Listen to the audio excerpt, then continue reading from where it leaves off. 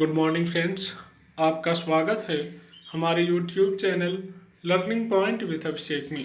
दोस्तों, अगर आप चैनल पर पहली बार आए हैं तो चैनल को सब्सक्राइब कर लीजिए और बेल आइकन प्रेस कीजिए ताकि आपको डेली डिक्टेशन मिल सके। 90 शब्द प्रति मिनट डिक्टेशन स्टार्ट। हमारा अतीत नैतिक मूल्यों से ओतप्रोत रहा है। भगवान श्री राम के वनवास में मंथरा और कैकेयी की केंद्रीय भूमिका थी, लेकिन मर्यादा पुरुषोत्तम श्री राम के मन में उनके प्रति आदर कम नहीं हुआ। द्वापर में भगवान श्री कृष्ण मूल्यों की रक्षा में आगे रहे।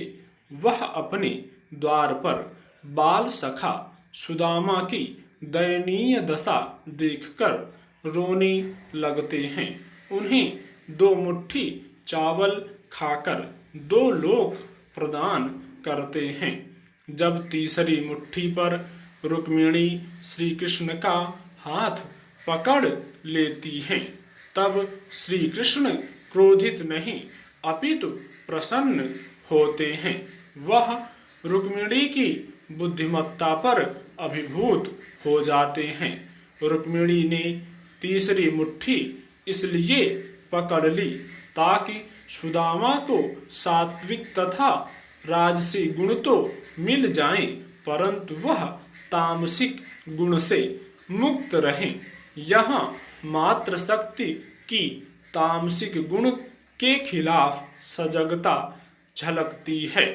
भारत की इन पौराणिक कथाओं में समाज उत्थान के संदेश भी निहित हैं। यहाँ श्री कृष्ण और सुदामा के प्रतीकों पर दृष्टि डालने से नैतिक मूल्यों के ह्रास के साथ राज्य की अर्थव्यवस्था को संभालने का चिंतन छलकता है। जब किसी राजा या नैतिक मूल्यों के प्रति सजग सत्ताधीश को पता चलता है कि राज्य में नैतिक मूल्यों का पतन हो गया है, तब उसका अंतर्मन रो पड़ेगा और वह उसे सुधारने के लिए सुदामा के चरण धोने की तरह चरित्र उत्थान का प्रयत्न करेगा।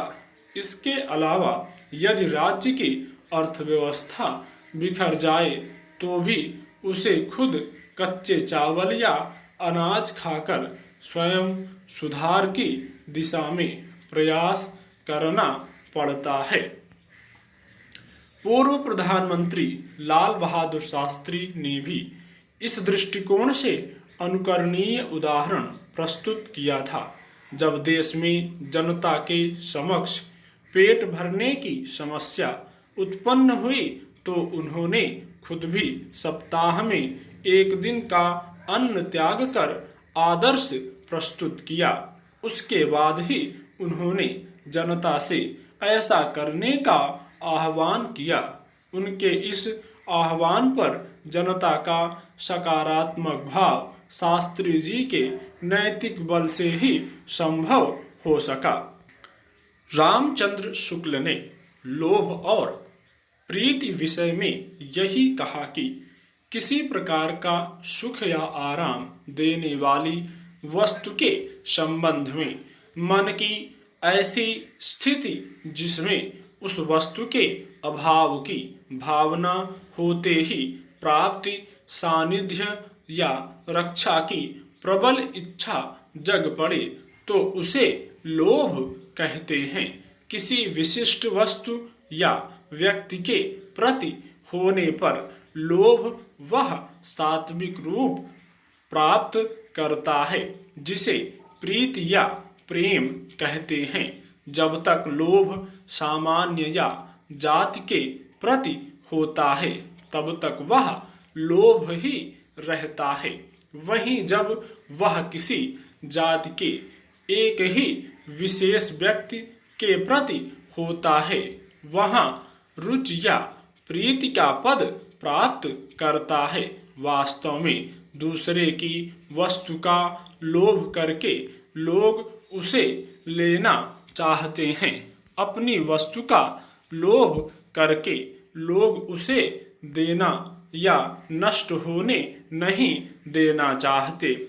लोभ किसी भी वस्तु से हो सकता है, किंतु प्रेम किसी एक या विशिष्ट के साथ ही होता है, अर्थात व्यक्ति का एक के प्रति लगाव हो जाना ही प्रेम है। स्टॉप।